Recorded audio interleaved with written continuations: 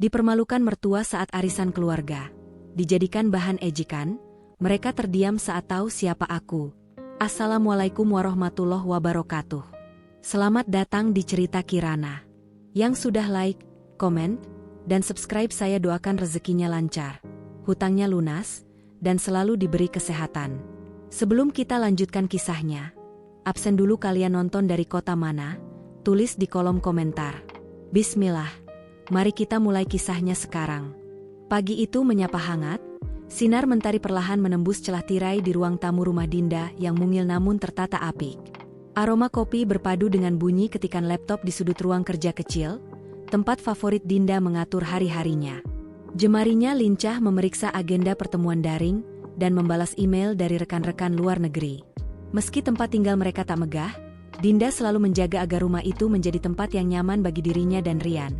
Tempat yang lebih mengedepankan kehangatan hati dibanding kemewahan semu. Sayang, kamu udah makan? Suara Rian terdengar dari ambang pintu. Ia berdiri mengenakan kemeja rapi dan senyum tenang yang selalu mampu menenangkan hati Dinda. Belum, ini masih bersihin dokumen dari klien Singapura. Sedikit lagi selesai kok, sahut Dinda sambil tetap menatap layar. Rian mendekat dan mengecup kening istrinya lembut. Jangan lupa ya, kamu luar biasa. Meski mama ya, kamu tahulah gimana beliau. Dinda hanya mengangguk.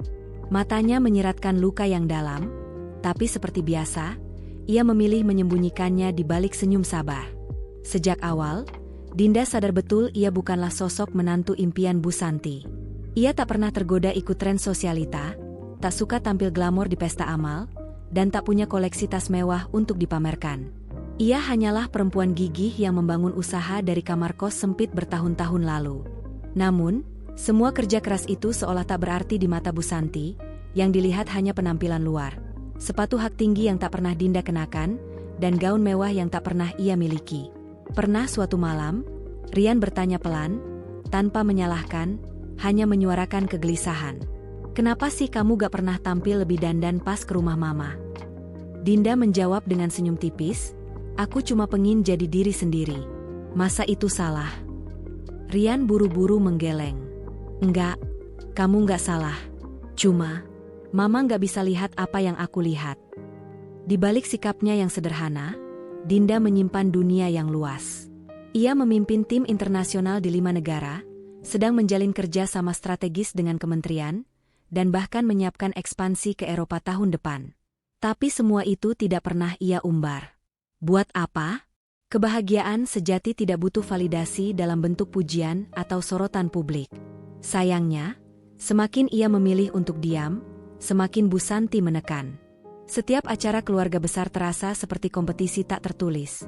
Siapa paling memesona, siapa paling sukses, siapa paling pantas menyandang nama Heriawan. Dan Dinda? Ia selalu menjadi bayangan di sudut ruangan, jarang disapa, sering dicibir dengan tatapan dingin. Hingga suatu ketika, sebuah undangan datang. Langsung dari Bu Santi, mengajak Dinda menghadiri arisan keluarga di rumah utama. Nada undangan itu terasa kaku dan formal, seperti ajakan untuk memperbaiki citra, ketimbang silaturahmi. Dinda merasakan firasat tak nyaman sejak awal. Namun ia tetap bersiap, bukan untuk menyenangkan siapapun, tapi karena ia merasa sudah cukup lama menahan diri. Ada saatnya seseorang harus bicara. Karena jika terus didiamkan, orang lain bisa lupa siapa yang sesungguhnya sedang mereka remehkan. Siang itu, rumah utama keluarga Heriawan tampil seperti replika istana Eropa. Pilar-pilar menjulang dengan lapisan marmer mengilap, taman tertata rapi dengan mawar-mawar langka yang baru didatangkan dari luar negeri, dan barisan mobil mewah berjajar layaknya pameran eksklusif. Di dalam, ruang utama telah ditransformasi menjadi arena arisan mewah. Meja-meja bundar berhias bunga tropis eksotis, lampu gantung kristal memantulkan cahaya menyilaukan ke seluruh ruangan. Musik piano lembut mengalun dari sudut ruangan, dimainkan oleh seorang pianis profesional yang sengaja disewa untuk sore itu. Dinda berdiri ragu di depan pintu masuk. Ia mengenakan gamis krem sederhana berbahan katun yang jatuh lembut di tubuhnya. Rambutnya ditata ringkas dengan ikatan rendah, tanpa aksesori mencolok. Sepasang sepatu flat berwarna netral membungkus kakinya. Nyaman, tapi jelas bukan keluaran rumah mode ternama. Saat ia melangkah masuk, Sesuai perkiraannya, semua kepala perlahan menoleh menatap. Masih juga Dinda nggak paham. Ya, cara berdandan buat acara keluarga begini, bisik salah satu tante dari sisi kiri. Kerja katanya, tapi gayanya kayak baru keluar dari pasar loak. Balas yang lain sambil menahan tawa. Jadi istri Rian tapi penampilannya gini? Aduh, malu-maluin. Komentar sepupu Rian, yang sedang sibuk memperlihatkan anting berlian barunya pada kerabat sebelah. Dinda tersenyum tipis. Senyum itu menggantung di ujung bibirnya, nyaris tidak sampai ke mata. Pandangannya menyisir ruangan, mencari tempat duduk paling ujung. Ia tahu, membalas hanya akan memperkeruh keadaan. Tapi hatinya mulai berdebar keras, dan otot-otot tubuhnya menegang. Tangannya menggenggam tas kecil bermerek yang ia bawa, satu-satunya barang mahal, pemberian ulang tahun dari Rian tahun lalu. Dinda, duduknya di situ aja ya, dekat dapur. Biar gampang kalau mau bantu-bantu, ucap seorang kerabat tua dengan senyum manis yang terdengar ramah tapi terasa seperti ejekan yang dibungkus sopan santun. Tanpa kata, Dinda mengangguk dan melangkah ke tempat yang ditunjuk. Semua komentar ia telan dalam diam, seperti menelan obat pahit tanpa segelas air. Saat duduk, hembusan dari pendingin ruangan menyapu wajahnya. Udara dingin bercampur wangi parfum mewah yang memenuhi ruangan. Di tengah ruangan, para menantu lain duduk dengan anggun, bersaing dalam pamer kemewahan, tas baru, liburan ke luar negeri, dan foto-foto dari kafe elit. Tak satu pun dari mereka menyapa Dinda. Sekarang kerja di mana, Din? Suara seorang tante melontar pertanyaan dari kejauhan dengan nada ramah yang dibuat-buat. Lagi nganggur ya? Makanya bisa datang? Celetuk yang lain, disambut tawa berderai dari beberapa sudut. Dinda menunduk, rahangnya mengeras. Bukan karena takut, tapi karena marah yang mendidih. Namun ia menahannya. Ini belum saatnya. Tangannya meraih gelas air putih dan meminumnya perlahan, mencoba meredam panas yang mulai menjalar ke dada. Tatapannya berubah. Di matanya mulai muncul nyala api. Tenang, tapi membakar. Menunggu waktu yang tepat untuk meledak. Tanpa ia sadari, dari lantai atas, Rian berdiri di balkon memperhatikan istrinya. Wajahnya tegang, kedua tangannya menggenggam erat pagar besi. Ia tahu, hari itu akan menjadi titik ujian. Bukan hanya untuk Dinda, tapi juga untuk dirinya sendiri. Karena diam kadang bisa jadi cambuk yang paling menyakitkan. Malam itu, makan malam keluarga besar Heriawan digelar dengan segala kemewahan yang bisa dibayangkan. Lampu gantung kristal menggantung megah di langit-langit, sementara meja panjang dengan taplak putih gading tersusun rapi, dihiasi rangkaian lilin dan porselen mahal. Alunan musik klasik mengisi udara, menyatu dengan bunyi peralatan makan yang saling beradu pelan. Namun bagi Dinda, hidangan mewah malam itu tak lebih dari rasa getir yang mengendap di tenggorokan. Bu Santi duduk di ujung meja, posisi yang secara tak tertulis menandakan siapa penguasa sebenarnya di ruang itu. Dengan kebaya modern berpayet dan kalung mutiara yang mencolok, ia tampak seperti ratu yang tengah menilai pasukan. Pandangannya menyapu satu persatu menantu, seperti hendak memilih mana yang layak mendapat mahkota dan mana yang patut disingkirkan. Tiba-tiba, ia berdiri. Sendok anggur diketukkan perlahan ke sisi gelas kaca, mengundang perhatian seluruh hadirin. Percakapan terhenti, dan semua mata pun mengarah kepadanya. Anak-anakku, dan tentu saja menantu-menantuku tersayang. Suara Bu Santi mengalun tegas dengan senyum yang lebih dingin daripada ramah. Betapa bersyukurnya aku memiliki keluarga yang begitu membanggakan. Coba lihat Rina, ucapnya sambil menunjuk salah satu menantu yang duduk manis mengenakan gaun merah menyala. Tas Hermesnya langsung dibeli dari butik Paris minggu lalu. Memang selera kelas atas. Rina menunduk sedikit, tersipu, namun jelas menikmati sorotan itu. Beberapa anggota keluarga tersenyum puas, bahkan ikut memuji. Sementara itu, Dinda hanya menatap ayam di piringnya, menusukinya perlahan tanpa semangat. Ia bisa menebak kemana arah pidato itu akan berlanjut. Dan dugaannya benar. Kalau sekarang kita bicara soal Dinda. Nada suara Bu Santi berubah. Lebih datar. Lebih tajam. Saya nggak tahu siapa yang ngajarin kamu berpakaian begitu. Seperti orang baru pulang belanja di pasar, bukan datang ke makan malam keluarga elit. Terdengar bisik-bisik pelan dari beberapa sudut meja. Tawa kecil, lirikan geli, dan senyum sinis bermunculan.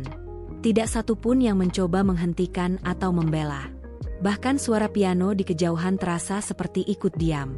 Dinda mengangkat wajahnya perlahan. Ekspresinya datar, tapi sorot matanya mulai memerah. Tangannya mengeras di atas pangkuan, menggenggam tanpa suara. Di dalam dirinya, ada sesuatu yang seperti retak, halus, tapi menyakitkan. Ia menarik napas dalam-dalam, lalu berkata dalam batin, "Tenang. Jangan terbawa emosi.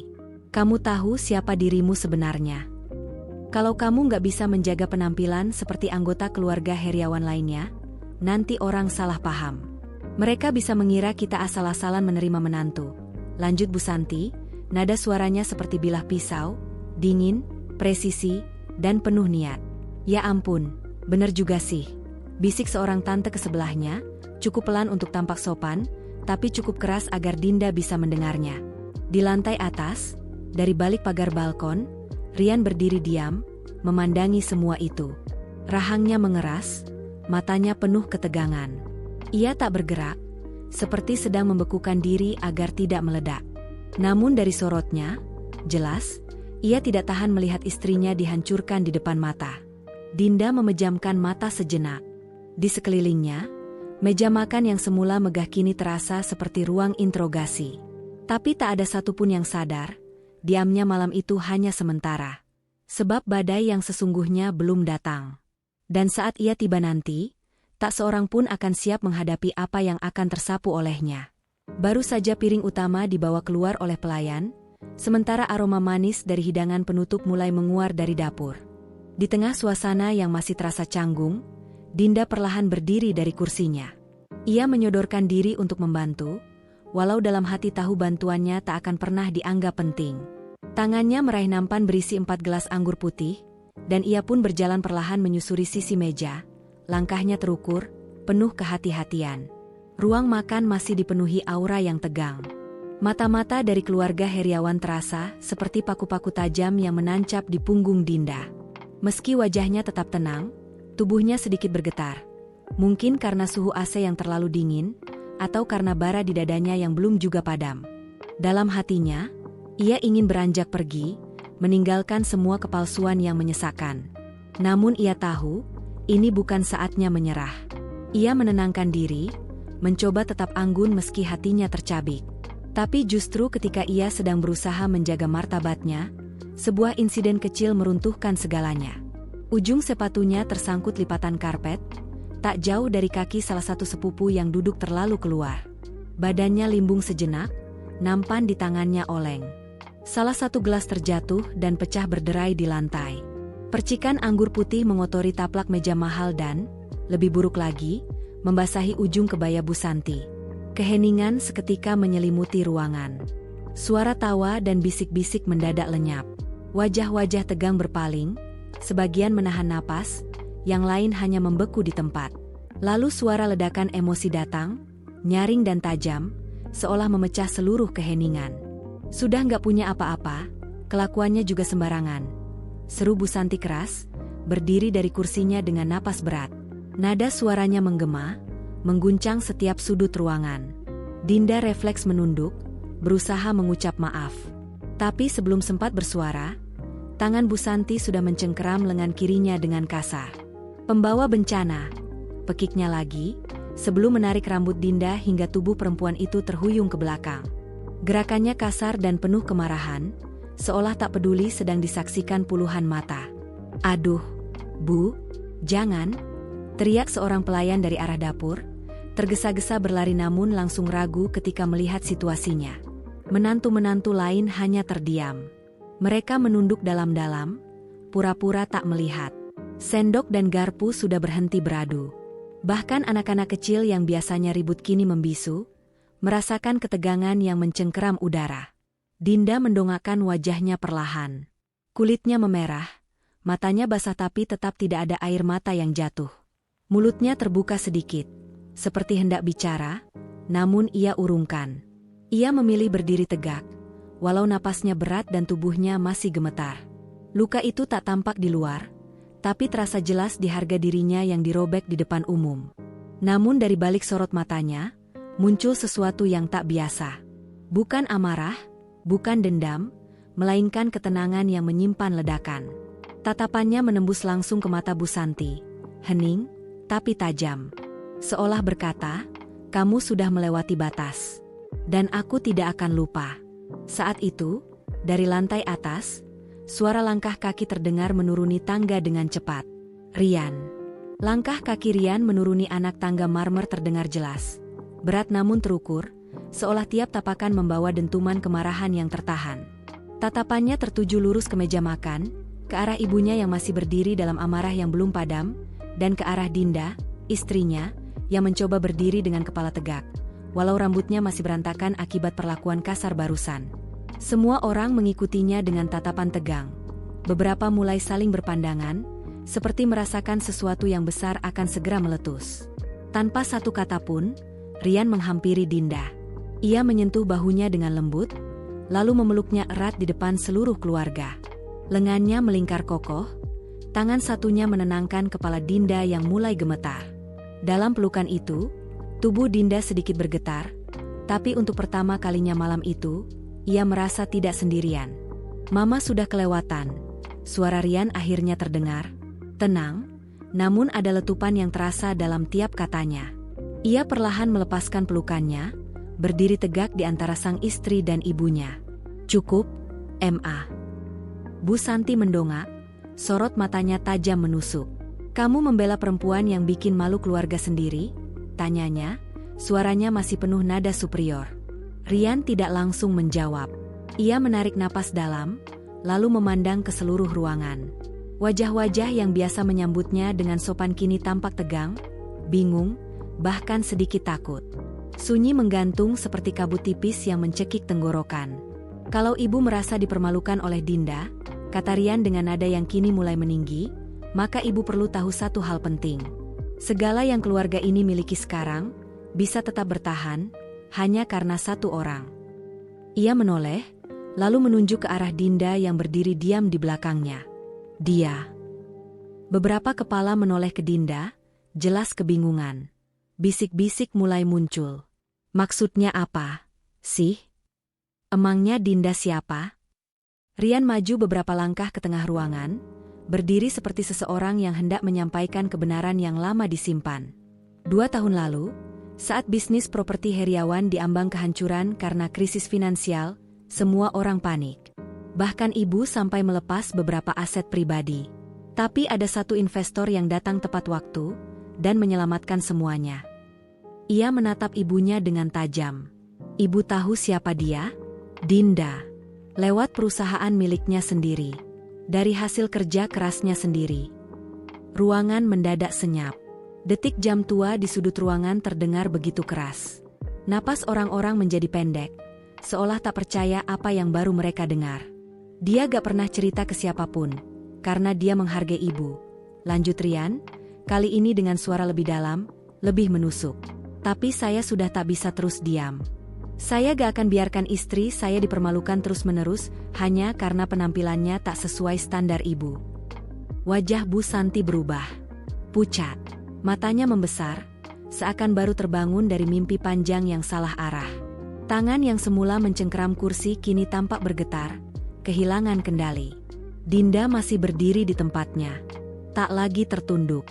Ia tak berkata sepatah kata pun, tapi tatapannya kini menembus dinding-dinding keangkuhan yang selama ini membungkamnya. Ia berdiri penuh keyakinan, seperti seseorang yang akhirnya berdamai dengan luka, dan siap menjawabnya. Namun semuanya belum berakhir. Belum semua fakta terbuka. Karena satu kalimat dari Dinda akan mengguncang seluruh ruang itu lebih hebat dari sebelumnya. Hening yang menggantung di ruangan kini terasa lebih menusuk dibanding suara obrolan dan denting gelas sebelumnya. Para tamu yang semula sibuk dengan makanan penutup dan percakapan ringan kini terpaku pada sosok Rian dan Dinda di tengah ruangan. Tak ada yang bicara. Bahkan suara mesin pendingin ruangan kini terdengar sangat jelas. Mendesis pelan, mengisi celah-celah keheningan yang semakin menyesakan. Beberapa kerabat mulai membuka ponsel mereka diam-diam. Jari jemari gelisah mengetik nama, Dinda, dan Eduling, seolah butuh pembuktian cepat. Dan ketika layar menyala, ekspresi mereka berubah drastis. Mata melebar, bibir terbuka tanpa suara. Wajah mereka berubah dari kebingungan menjadi keterkejutan, lalu diam membeku. Rian menyapu pandangannya ke seluruh ruangan sebelum kembali menatap ibunya yang berdiri membisu di ujung meja. Ekspresi wajahnya tak lagi penuh kuasa, melainkan linglung dan terdiam. "Ibu tahu Eduling, kan?" ucap Rian akhirnya, nadanya datar namun tajam. "Platform pendidikan yang sekarang dipakai di sekolah-sekolah di 5 negara, yang masuk berita karena membantu anak-anak di pelosok mendapatkan akses belajar." Ia menoleh ke arah Dinda, lalu kembali menatap ibunya. "CEO-nya? Dinda. Itu perusahaannya. Ia bangun sendiri, dari nol. Tanpa Rp1 pun dari keluarga Heriawan." Salah satu sepupu di sisi kiri menjatuhkan sendoknya ke lantai. Suaranya nyaring, memecah keheningan. Semua mata kini tertuju pada Dinda, bukan lagi dengan sorotan meremehkan, melainkan campuran rasa malu, takjub, dan terkejut. Dinda menarik napas dalam. Sudah terlalu lama ia diam. Matanya menyapu ruangan satu persatu, melihat bagaimana orang-orang yang dulu memandang rendah kini tidak tahu harus bersikap bagaimana. Namun bukan itu yang membuatnya bicara. "Aku gak pernah menyembunyikan siapa aku," katanya pelan namun tegas. "Aku hanya ingin dikenal bukan karena jabatan atau prestasi, tapi karena aku bagian dari keluarga ini, sebagai manusia, bukan sebagai pencapaian." Ia mengalihkan pandangannya ke arah Bu Santi, yang kini perlahan kembali duduk. Wajahnya menegang, bola matanya tak mampu menatap balik. Suara Dinda kembali terdengar, sedikit bergetar namun tetap mengalir kuat. "Mungkin salahku juga, karena terlalu lama memilih diam. Menerima perlakuan yang seharusnya tidak layak kuterima, demi menjaga suasana tetap tenang." Ia menunduk sejenak, lalu mengangkat wajahnya dengan sorot mata yang tak lagi bisa diabaikan. "Tapi diam bukan berarti tidak tahu. Bukan berarti lemah. Aku hanya menunggu, sampai ada seseorang yang cukup peduli untuk berdiri bersamaku." Rian menggenggam tangan Dinda erat, penuh keyakinan. Di sekeliling mereka, wajah-wajah yang tadinya sinis kini tampak bersalah. Para menantu lain yang tadi hanya diam, kini saling melempar pandang, banyak yang menunduk tak berani menatap ke depan.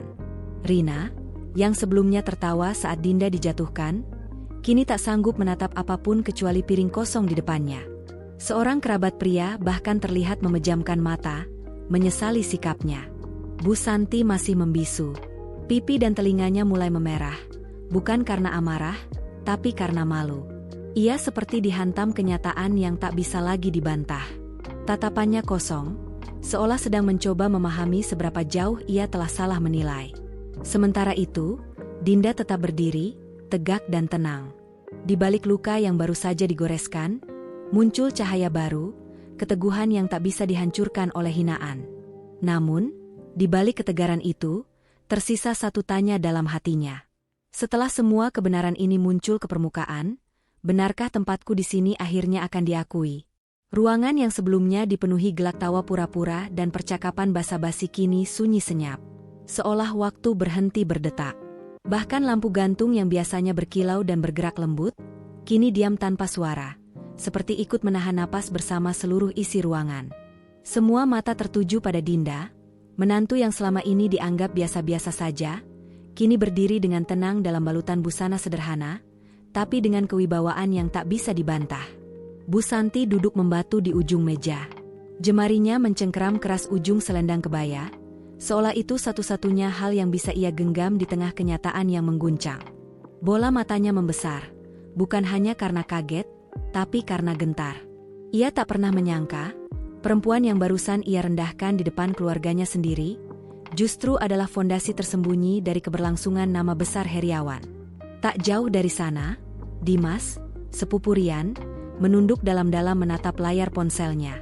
Di sana terpampang tajuk berita, Dinda Anindya, pendiri Eduling, raih penghargaan dunia untuk inovasi pendidikan. Ia memperbesar foto Dinda yang mengenakan setelan formal, tersenyum di atas panggung internasional, dengan latar logo Forum Pendidikan Global. Wajah itu, yang tadi mereka anggap terlalu biasa, ternyata dikenal di 5 negara. "Astaga, ini Dinda," bisik salah satu tante dengan suara nyaris tak terdengar. "Jadi, Eduling itu miliknya?" sambung yang lain, menatap nanar. Yang waktu pandemi bantu pemerintah bikin sistem belajar daring nasional. Katanya lulusan lokal. Lokal dari Harvard Business School, rupanya. Percakapan perlahan bermunculan, tak lagi dengan nada tinggi atau meremehkan. Suara-suara itu kini terdengar seperti bisikan orang yang baru sadar bahwa mereka selama ini salah menilai. Bahwa mereka telah menghakimi seseorang tanpa tahu siapa sebenarnya dia. Dinda masih berdiri tegak. Ia tak menunjukkan senyum kemenangan, tak pula menyuarakan kebanggaan. Ia hanya hadir, seutuhnya, tanpa harus membuktikan apapun lagi. Dan justru dari ketenangan itulah, semua orang akhirnya diam. Tak berani mengeluarkan komentar, tak ada yang berani tertawa lagi. Rina, menantu yang duduk di samping Bu Santi dan sempat tertawa saat Dinda direndahkan, kini tampak sibuk menyembunyikan tas mewahnya ke bawah meja. Raut wajahnya tegang, seolah baru sadar bahwa apa yang ia banggakan selama ini tak berarti apapun di hadapan kenyataan yang baru saja tersingkap. Di ujung meja, Pak Seno, kakak tertua Bu Santi, menyandarkan tubuhnya ke sandaran kursi. Ia menarik napas dalam, lalu menggeleng perlahan. Satu gumaman meluncur dari bibirnya, nyaris tak terdengar. Selama ini kita kira dia cuma diam, ternyata dia yang menyelamatkan nama keluarga ini. Namun Bu Santi masih belum berkata apa-apa. Mulutnya terbuka sedikit, seperti hendak memberi pembelaan, tapi tak ada satupun kata yang mampu ia keluarkan. Wajahnya memucat, lalu memerah. Ia tampak seperti orang yang baru tersadar dari mimpi buruk yang ternyata nyata. Perempuan yang selama ini paling lantang di antara semua, kini benar-benar kehilangan suara. Sementara itu, Dinda tetap di tempatnya. Meski hatinya masih berdenyut menahan luka, ada satu hal yang kini tumbuh perlahan. Kekuatan dari harga diri yang selama ini dikoyak. Tapi ia tahu, ini belum selesai. Karena luka mungkin bisa sembuh. Tapi penghormatan, itu harus dikembalikan dengan kesadaran. Langit malam mulai menurunkan tirainya perlahan. Cahaya lampu gantung yang tadinya gemilang kini meredup, seakan lelah menjadi saksi atas luka-luka yang terbuka begitu lebar di ruang keluarga Heriawan. Tamu-tamu telah berpamitan satu persatu, sebagian hanya berani menunduk atau menyunggingkan senyum gugup saat melewati Dinda, senyum yang tak sempat berubah menjadi kata. Meja makan megah kini kosong, menyisakan taplak yang masih ternoda anggur, dan keheningan yang tak kunjung pudar. Dinda berdiri di sisi teras, menatap taman kecil yang diterangi lampu temaram. Embusan angin malam menyentuh pipinya, mengusap rambut yang telah ia rapikan rapi. Dalam dekapan cangkir teh yang ia genggam, hangat tak pernah benar-benar menjalar sampai ke dalam dadanya. Masih ada riak di sana, tidak menggelegak, tapi juga belum reda. Suara langkah lembut terdengar mendekat. Bu Santi muncul dari arah dalam rumah. Tidak lagi dengan langkah percaya diri atau sorot mata yang menghakimi. Kini ia datang dengan tubuh sedikit membungkuk, tangannya saling menggenggam di depan dada, wajahnya terlihat lelah, bahkan rapuh. Tak ada perhiasan mencolok yang biasanya membalut dirinya. Mungkin sengaja ditanggalkan, mungkin terasa tak layak dikenakan malam itu. Dinda, panggilnya lirih. Dinda menoleh perlahan, ekspresinya datar. Ia tidak terkejut. Seolah sudah menyadari sejak awal bahwa malam ini akan berakhir seperti ini, dengan luka dan penyesalan. "Ibu," sahut Dinda dengan tenang. Butuh beberapa detik sebelum Bu Santi benar-benar membuka suara. Tapi saat ia melakukannya, air mata langsung mengalir dari sudut matanya. Ia menunduk, lalu jatuh berlutut begitu saja di hadapan Dinda, membuat perempuan muda itu tersentak kaget. "Maafkan Ibu, Nak, Ibu salah menilai. Ibu, terlalu sombong, terlalu buta. Dan Ibu menyesal," ucapnya dengan suara gemetar, terbata oleh tangis yang sulit dibendung. Dinda buru-buru meletakkan cangkirnya dan berjongkok untuk membantunya berdiri. Namun Bu Santi menahan tangannya, tetap bertahan di lantai. Matanya yang basah menatap Dinda yang kini hanya berjarak sejengkal. "Aku sudah keterlaluan," katanya, pelan tapi jelas. "Aku memperlakukan kamu seakan-akan tak pantas jadi bagian dari keluarga ini, padahal kamu yang menjaga kehormatan kami ketika semuanya hampir runtuh." Hening melingkupi mereka beberapa saat. Hanya suara serangga malam terdengar samar di kejauhan. Dinda menarik napas panjang. Rasa perih masih bersarang, tapi tak lagi membara. Ia memandang Bu Santi dengan mata yang letih tapi jernih, lalu berkata perlahan, "Saya nggak butuh dipuja, Bu. Saya cuma ingin diperlakukan layaknya manusia." Kalimat itu jatuh seperti tetesan air ke tanah yang retak. Tak meledak, tapi meresap dalam. Kata-kata yang mengandung seluruh kesedihan, amarah, dan cinta yang tak pernah diakui. Bukan pengakuan atas pencapaian, tapi pengakuan atas keberadaan. Tangis Bu Santi pecah kembali, kali ini lebih berat. Dinda akhirnya meraih pundaknya, memeluk perempuan yang selama ini menjadi sumber luka, tapi kini juga sumber air mata. Pelukan itu tak hangat sepenuhnya, karena masih ada dinding tipis yang memisahkan, bukan dari status sosial atau kekayaan, melainkan dari luka yang tak langsung bisa dijahit. Dan meskipun malam itu ditutup oleh permintaan maaf yang tulus, mereka berdua tahu, permintaan maaf bisa menenangkan, tetapi kepercayaan perlu waktu untuk tumbuh kembali dari akar yang telah tercabik.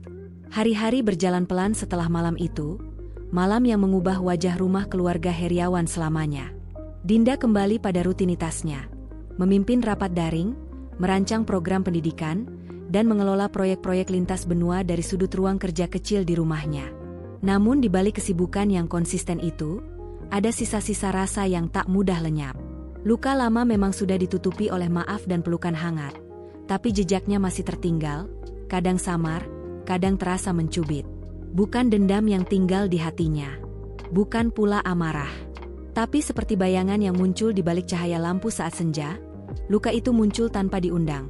Hadir diam-diam saat tawa terdengar dari ruang keluarga, atau saat jemarinya menyentuh sudut meja makan yang pernah jadi saksi hinaan. Meski begitu, Dinda memilih menerima, bukan untuk mereka yang menyakitinya, tapi agar dirinya sendiri bisa melangkah tanpa beban. Kalau aku terus hidup dalam luka, itu artinya aku menyerahkan kekuatanku pada orang yang dulu menjatuhkan. Ucapnya suatu sore pada Rian, sambil menatap layar laptop penuh grafik dan dokumen. Rian mengangguk pelan, matanya hangat. "Kamu jauh lebih tangguh daripada yang mereka tahu." Dinda hanya tersenyum tipis. Tak menjawab. Ia tidak perlu lagi membuktikan apapun. Ia hanya ingin damai, dan terus bergerak. Perubahan mulai terasa, perlahan tapi nyata. Keluarga besar Heriawan, yang dulu tak ragu menghakiminya dengan tatapan sinis, mulai memperlihatkan sikap yang lebih bersahabat. Para tante yang dulu gemar mengomentari pakaian dan penampilannya, kini menyapanya lebih sopan, bahkan mulai bertanya soal proyek sosial dan bisnisnya. Ia tak lagi dianggap asing. Ia mulai diakui, bukan karena kekayaan, melainkan karena keberaniannya untuk tetap berdiri tegak ketika diinjak. Pak Seno, paman tertua yang biasanya hanya menjadi penonton pasif dalam setiap pertemuan keluarga, pernah menghampirinya saat makan siang dan berkata pelan, "Kamu mengingatkan saya pada almarhumah istri saya dulu." Lembut, tapi hatinya seperti baja. "Kamu pantas berada di keluarga ini." Dinda hanya tersenyum dan mengangguk sopan. Hangat, tapi tak pernah sepenuhnya lengah. Ia tahu, pujian tak selalu datang dari kejujuran. Sedangkan Bu Santi, ia mulai berubah, meski perlahan-lahan. Tidak drastis, tidak dramatis. Tapi cara bicaranya kini lebih lembut. Sesekali ia bertanya kabar, kadang bertanya tentang kegiatan Dinda. Tidak lagi memaksakan diri, tapi berusaha hadir sebagai sosok yang mulai belajar memahami. Dinda menghargai itu, meski ia juga sadar, ada jarak yang mungkin tak bisa sepenuhnya hilang. Setidaknya kini mereka melangkah searah, bukan saling menjauh. Dinda tahu, harapan terbesar tidak datang dari perubahan orang lain, tapi dari kejelasan dalam dirinya sendiri. Ia tidak butuh pengakuan untuk merasa utuh. Tidak perlu tas mahal atau status sosial tinggi untuk merasa bernilai. Karena yang ia pegang teguh adalah satu hal, harga dirinya lahir dari pilihan untuk tetap berdiri, bahkan saat seluruh dunia mencoba menjatuhkannya. Dan dari situlah, perlahan tapi pasti, rasa hormat tumbuh. Bukan karena kekuasaan, bukan karena gelar atau harta, tapi karena Dinda telah menunjukkan sesuatu yang tak bisa dibeli, keteguhan hati yang tetap hidup, meski dunia pernah mencoba mematikannya. Beberapa bulan telah berlalu sejak malam penuh gejolak itu mengguncang rumah keluarga Heriawan. Waktu terus bergerak, namun dampak dari kejadian malam itu masih terasa, bukan sebagai luka yang memar, melainkan sebagai pelajaran yang menetap dalam hati setiap orang yang hadir. Dan Dinda tetap menjadi dirinya yang dulu. Ia tetap datang ke setiap pertemuan keluarga dengan tampilan yang apa adanya. Gamis polos membalut tubuhnya dengan anggun, rambut dikunci rapi tanpa aksesori mencolok, dan senyum lembut yang tak pernah absen menyapa siapapun, tanpa memandang status atau penampilan. Ia masih membawa pai buatannya sendiri, hangat dan sederhana, alih-alih kue mahal dari toko populer. Sementara yang lain datang memamerkan busana terkini, Dinda melangkah dengan sepatu flat lamanya yang nyaman. Sikapnya ringan, auranya bersih, tak ada yang dibuat-buat. Namun suasana kini telah berubah. Tak ada lagi lirikan sinis atau gumaman meremehkan yang mengiringi kehadirannya. Justru, kini para kerabat menyambutnya lebih dulu. Bahkan Rina, yang dulunya senang membandingkan tas branded, kini duduk bersisian dengan Dinda, serius mendengarkan saat Dinda menceritakan program pelatihan perempuan di pelosok desa. Dan saat Dinda berbicara, semua menyimak. Bukan karena status atau kekayaannya, melainkan karena rasa percaya dan hormat yang tumbuh dari ketulusan. "Dinda, kenapa sih kamu gak pernah berubah?" tanya salah satu keponakan perempuan, remaja belasan tahun, di sela buka puasa keluarga. Dinda hanya tersenyum lembut. Karena jadi diri sendiri jauh lebih tenang daripada mencoba menyenangkan semua orang. Jawaban itu sederhana, tapi menancap dalam. Bu Santi yang duduk di ujung meja hanya mengangguk pelan, menunduk bukan karena malu, tapi karena mulai mengerti. Ia tak lagi mencoba mengarahkan Dinda seperti dulu. Sekarang, ia justru banyak belajar dari perempuan yang dulu ia anggap tak layak. Dinda tidak pernah mencari pembalasan. Ia tak pernah mengungkit peristiwa malam itu sebagai bukti keunggulannya, apalagi menjadikannya sorotan. Tak ada unggahan media sosial, tak ada tulisan panjang tentang perjuangan pribadi. Ia membiarkan semuanya berjalan seperti air, karena ia tahu, kebenaran tak butuh sorotan lampu panggung. Ia akan menemukan jalannya sendiri, dan menunjukkan siapa yang sebenarnya layak dihargai. Keluarga Heriawan, perlahan, belajar sesuatu yang tak bisa diajarkan dalam seminar motivasi atau pelatihan bisnis. Bahwa kelas sejati seseorang tak terletak pada harga baju yang dikenakan, mobil yang dikendarai, atau gelang emas yang berkilauan. Nilai sejati itu muncul saat seseorang tetap berdiri utuh, meski pernah dijatuhkan, dan tak pernah kehilangan arah. Malam itu, saat Dinda berpamitan, begitu banyak tangan yang terangkat untuk melambai. Namun bukan lambaian itu yang paling menyentuh, melainkan tatapan mata yang penuh respek. Tatapan yang tidak lahir karena harta. Bukan pula karena jasa menyelamatkan bisnis keluarga. Tapi karena Dinda tetap setia pada jati dirinya, dan dari keteguhan itulah martabatnya tumbuh tinggi, hingga tak bisa dijangkau oleh hinaan, dan tak bisa dibeli dengan kekayaan. Terkadang, mereka yang paling kuat bukanlah yang paling lantang. Tapi mereka yang memilih diam, sampai akhirnya kebenaran berbicara sendiri. Dan ketika itu terjadi, tak ada satu mata pun yang bisa pura-pura tidak melihat. Terima kasih sudah menonton kisah Kirana. Jangan lupa like, komen, dan subscribe agar tidak ketinggalan kisah seru berikutnya. Sampai jumpa di video selanjutnya. Semoga hidup kita selalu diberkahi.